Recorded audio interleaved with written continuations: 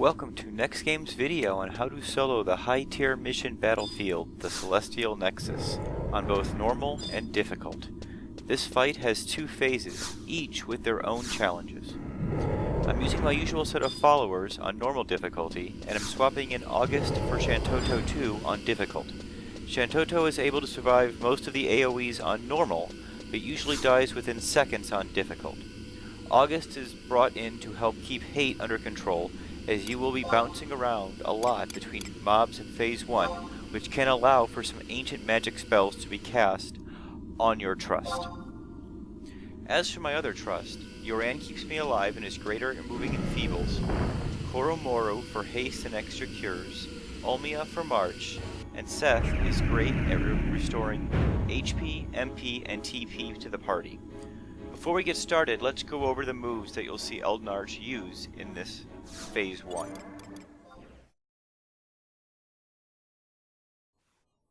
Here are Eldnarch's abilities and magic in Phase 1. First one we're going to start with is Gaia's Stream.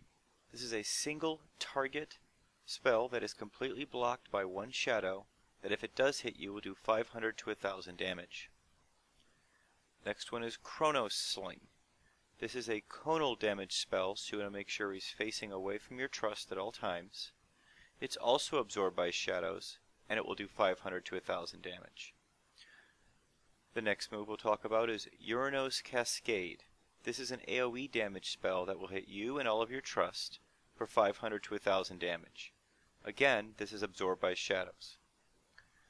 The last move we'll talk about that Eldnarch has access to is Phase Shift.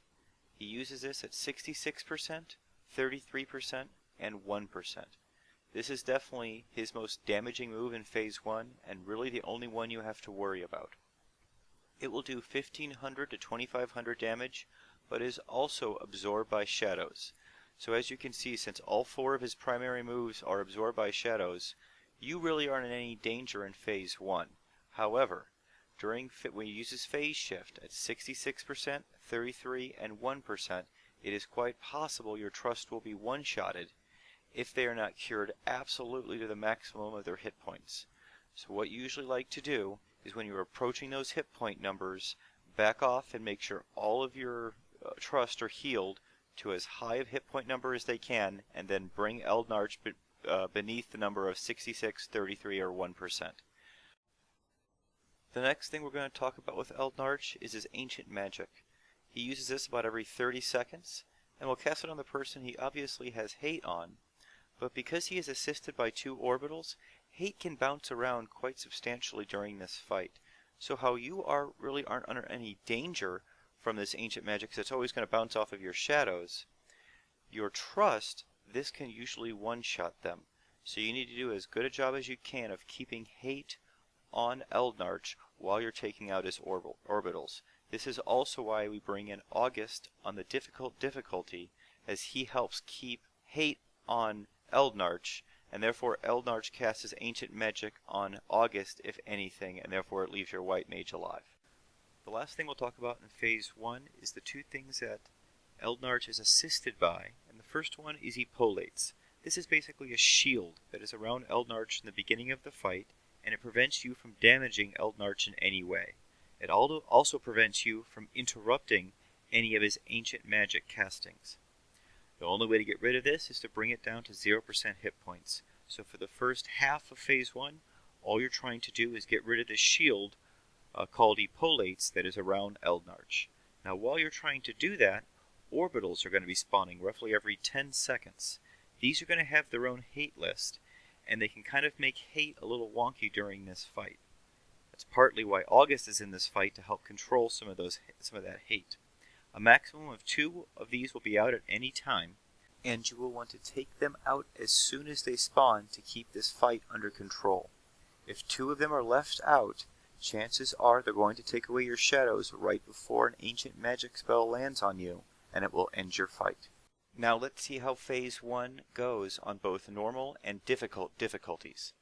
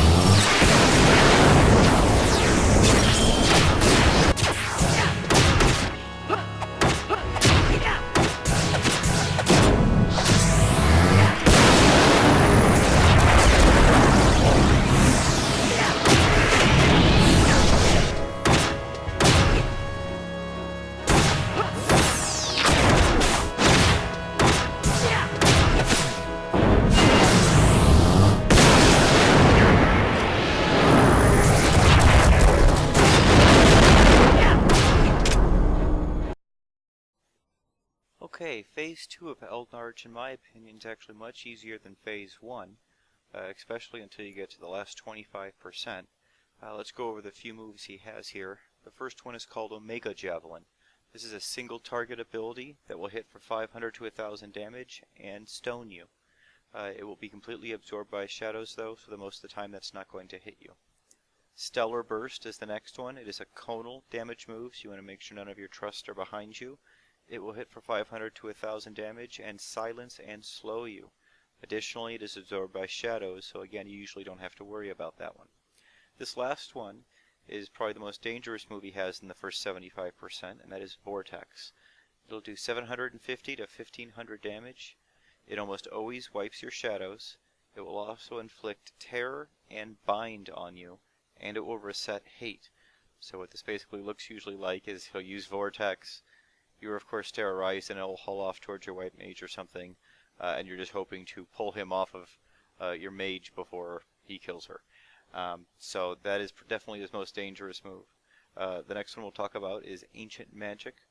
This is very similar to his first phase, but in this one he actually has access to Tier 2 Ancient Magic, and that is until the last 25%, and that is when he becomes his most dangerous. Under 25%, he gains access to Al-Ja spells that can hit up, or AoE spells that can hit for up to 2500 damage if not resisted.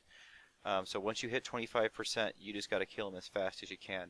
You usually want to kind of hold your TP until about 26% and then just start hammering him as fast as you can. Usually only takes about 2 or 3 WSs to get him down from once you get to that point.